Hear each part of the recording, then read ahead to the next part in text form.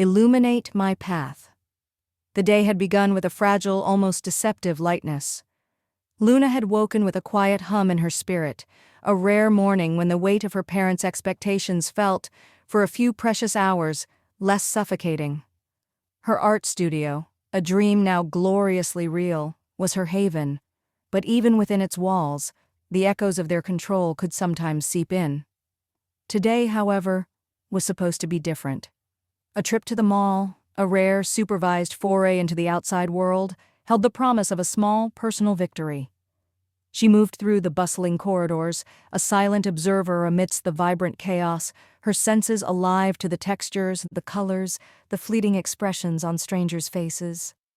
This was how she saw the world, a constant source of inspiration, a canvas waiting to be interpreted. Her parents, a few steps ahead, were a constant physical reminder of the invisible chains she wore, even at 20-something. But for a moment, she allowed herself to forget. And then she saw it. A dress.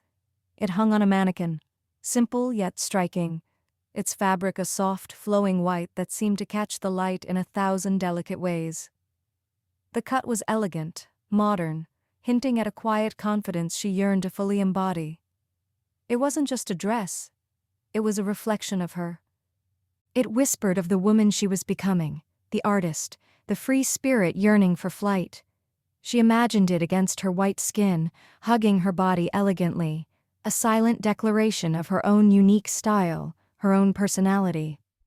A spark ignited within her, a rare, potent flicker of joy. She reached for it, her fingers brushing the soft material, and in that instant, her father's voice, sharp and cutting, pierced the fragile bubble of her happiness. "What is that? Why would you want something like that?" His tone was laced with disapproval, his questions barbed wires designed to trap her.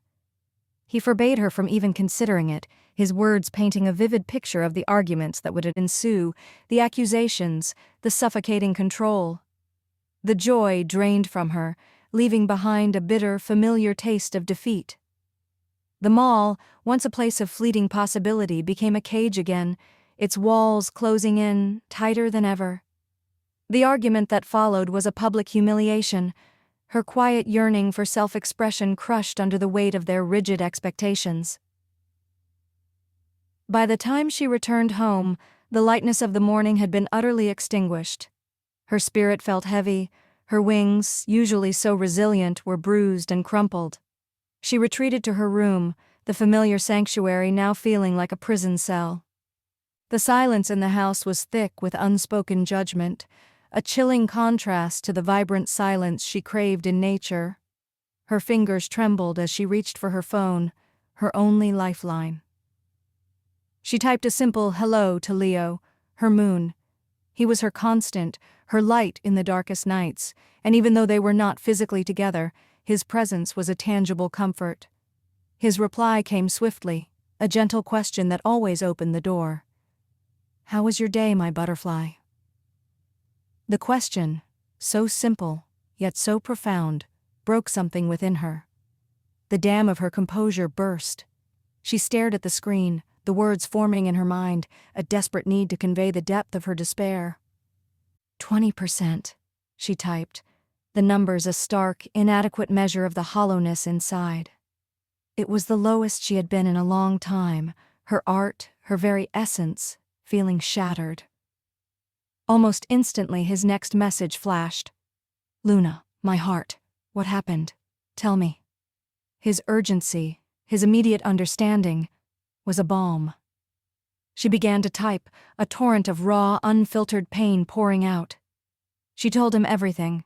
The dress, her father's harsh words, the argument, the suffocating feeling of being unable to do anything, to be truly free. She just wanted to express her creativity in everything she wrote, not just on a canvas, but in the clothes she wore and the way she moved, the very essence of her being. She felt the hot tears stream down her face, blurring the screen, each word a fresh ache. Then, his reply, a single, furious word. "Fuck!" A small gasp escaped her lips. She could feel his rage even through the screen, a primal roar on her behalf. It was a strange mix of fear and profound comfort. He felt it too. He always did. His next messages followed, a rapid fire of words. He cursed the situation, the unfairness, the way she was being treated. He told her not to apologize, not to ever be sorry for feeling what she felt. He assured her that his anger was for her, for the injustice, for the pain he couldn't take away. His words were a fierce shield, protecting her, even from afar. She knew he meant it, that his rage was born of a pure, unyielding love, a desperate need to alleviate her suffering. Despite his words, the weight in her chest remained. She felt herself sinking further, the vibrant colors of her spirit dimming. She typed back, her fingers heavy. 15%. The silence from his end was brief, but she could almost hear his sharp intake of breath. Then, his words, gentle yet firm, filled with a desperate plea. Luna, that's too low. My little butterfly, please open your wings and fly. Please, Luna. Her heart ached, but a tiny flicker of warmth ignited within her. He was there. He was always there. He was her moon, and he would always shine for her. A question, born of a deep, aching vulnerability, formed on her lips, and she typed it, her hope fragile. Will you fly with me? His reply was immediate, a promise that resonated deep within her soul, a truth she had always known. I'll illuminate your path.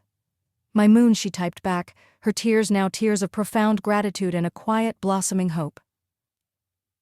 The digital space between them filled with an invisible embrace.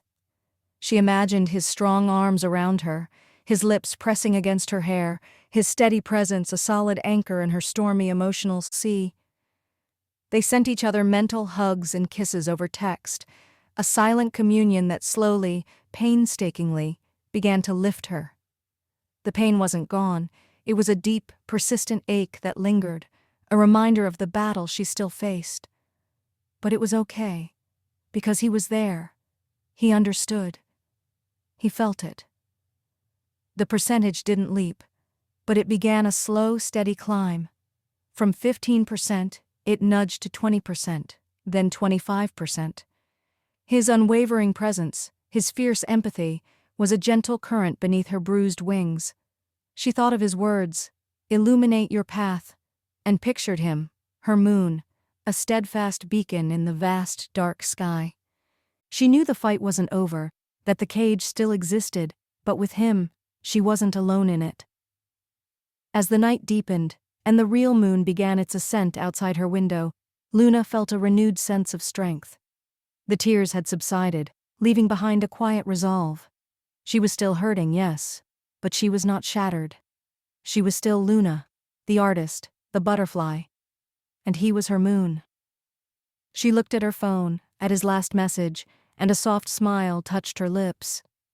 She typed one final number, a quiet victory in the face of her pain.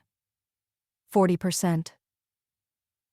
The path ahead was still shadowed, filled with obstacles, but with her moon illuminating the way, she knew she could and would fly.